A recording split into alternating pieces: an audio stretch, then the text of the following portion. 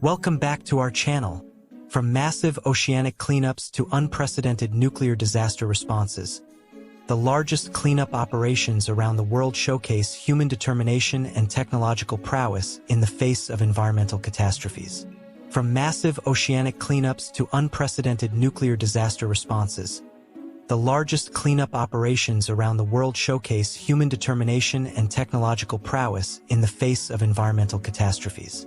Let's explore the top 10 largest cleanup efforts and the organizations behind them. The toil of the plastic army. Hundreds of volunteers swarm this Mumbai beach every weekend, scratching away at the sand to uncover the detritus of a throwaway society. Kicking off our list at number 10, we have the Mumbai Beach Cleanup, initiated by lawyer Afroz Shah, began as a grassroots effort to remove waste from Versova Beach. Over time, it has grown into one of the largest community-led cleanups in the world, also inspiring similar global initiatives. While primarily volunteer-driven, thousands of volunteers, local residents, and environmental activists are involved. The cleanup has received significant financial and logistical support from various organizations and donors. Versova Beach shows what can be achieved, now restored to a place where lovers stroll and children play. But the menace of plastic is never far away. I am the only person here who can still walk. When I think about the feeling of others who can't, it makes me think that if Chiso had stopped dumping mercury earlier, none of this would have happened. Is that this was no one-off toxic dumping. The chemicals were discharged into the waterways around Minamata over more than 3 decades. And even when illnesses were linked to what was going on here, neither the company nor the authorities did anything about it. At number 9, we have the Minamata Bay Mercury Cleanup. Following mercury poisoning in the 1950s, cleanup efforts included dredging contaminated sediments and treating industrial waste to prevent further pollution. The Japanese government and Chiso Corporation, the polluter, were heavily involved in the remediation efforts.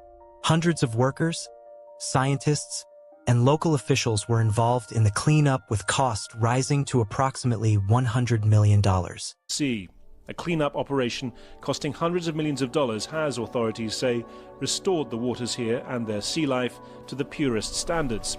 But if the town's story, 60 years on, is one of steady recovery, for those worst affected by its darkest legacy, it's a story of continuing hardship and steadily worsening illness. The Krauses, along with dozens of other residents near the Wheatfield-North Tonawanda border, find out leftover toxic Love Canal waste buried in the Niagara Sanitation landfill is cause for concern.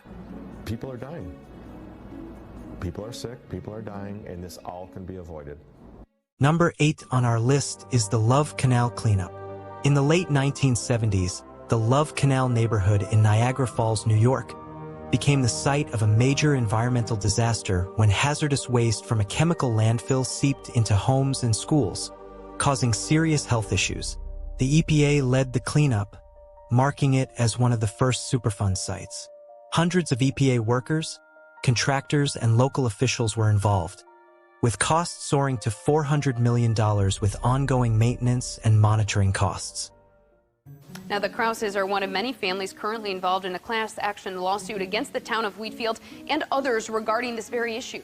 The DEC is planning for a public meeting to share the results of his latest investigation into the site, which, again, it says doesn't pose a health risk to neighbors nearby.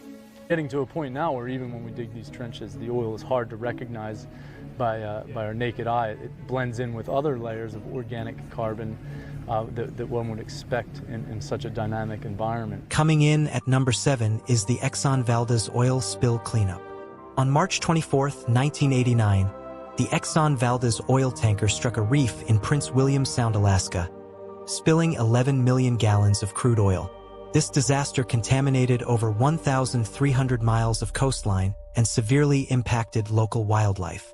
The cleanup efforts were extensive and long-term, involving thousands of workers, scientists, and volunteers over several years. ExxonMobil spent around $2 billion on cleanup and $1.8 billion on fines and settlements. Back when the Exxon Valdez spill occurred in Alaska, there was tremendous concern for the wildlife And Exxon and the companies that contracted went to great lengths to try to clean the rocky beaches and coves of Prince William Sound. They used high-pressure water washes, they used dispersants, they used various means to try to break up the oil, clean the oil off of the rocks. In many cases, they found that the efforts to clean the system actually were more harmful than the oil itself had been because of the physical disturbance of the system. In the 1980s, EPA designated a 200-mile stretch of the Hudson River as the nation's largest Superfund hazardous waste site. Superfund is the nation's environmental law that deals with the cleanup of toxic, hazardous contamination from historic pollution. PCBs are a highly toxic chemical. They've been identified by EPA as a probable cause of cancer in humans, and they've also been linked to illnesses such as thyroid disease, immune disorders, reproductive disorders, low IQ, and other adverse health effects on humans.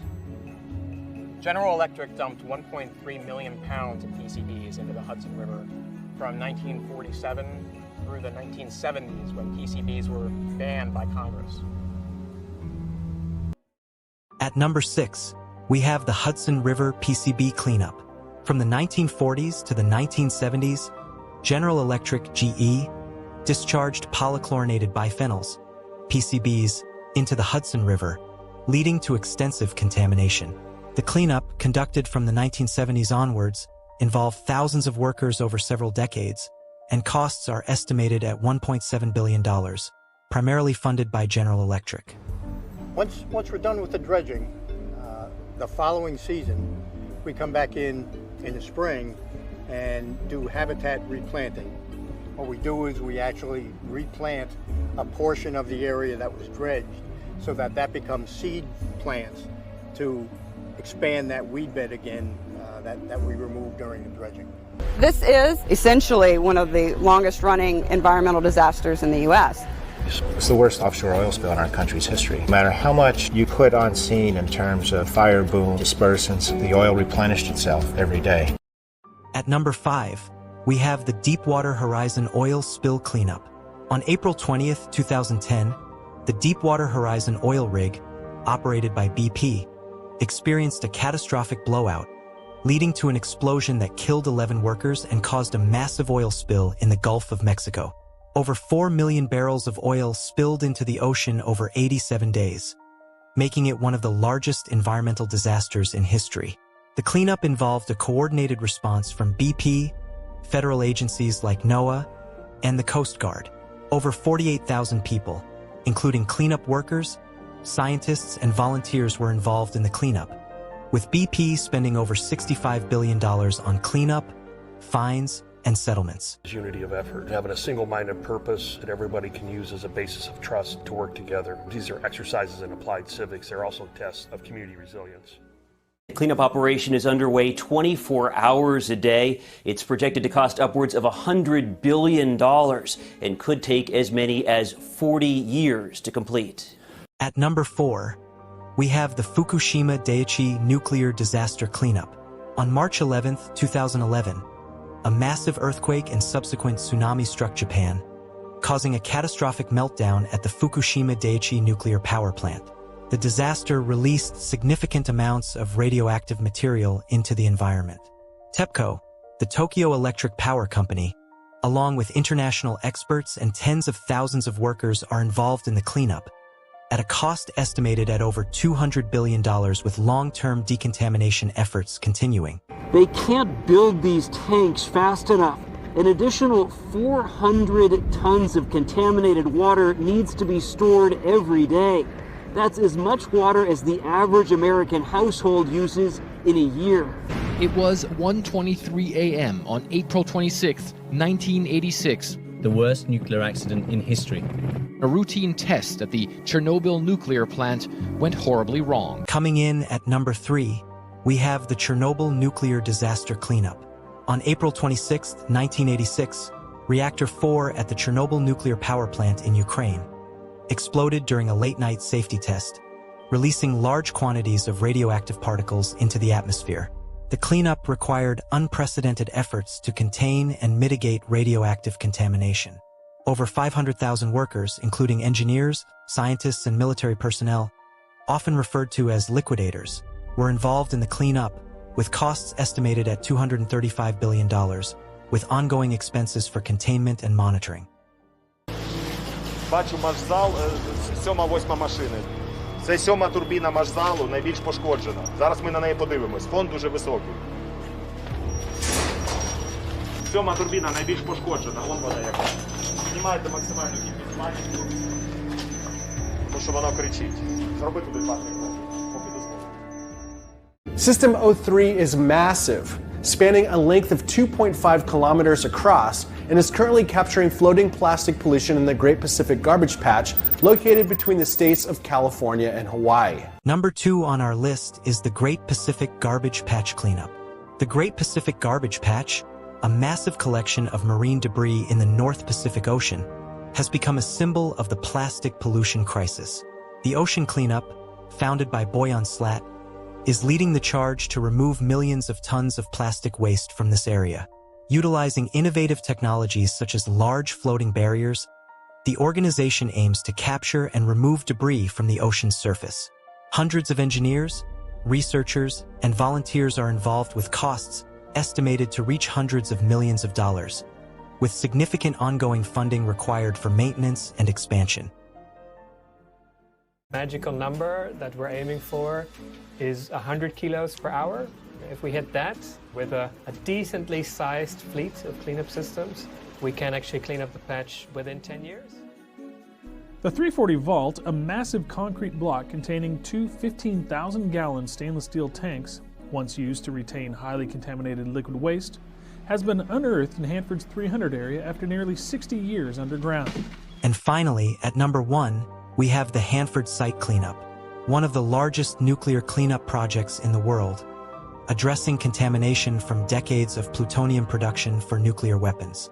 Efforts include removing radioactive waste, demolishing contaminated buildings, and treating groundwater. Over 10,000 workers, including DOE employees, contractors, and scientists, are involved in this massive cleanup operation, with costs estimated at a staggering $677 billion, with decades of cleanup work still ahead. And there you have it, the top 10 largest cleanup operations around the world.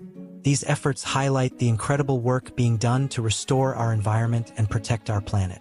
Which cleanup operation did you find most impressive?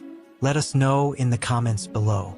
And don't forget to like, comment, and subscribe for more fascinating content. Until next time, let's keep our planet clean.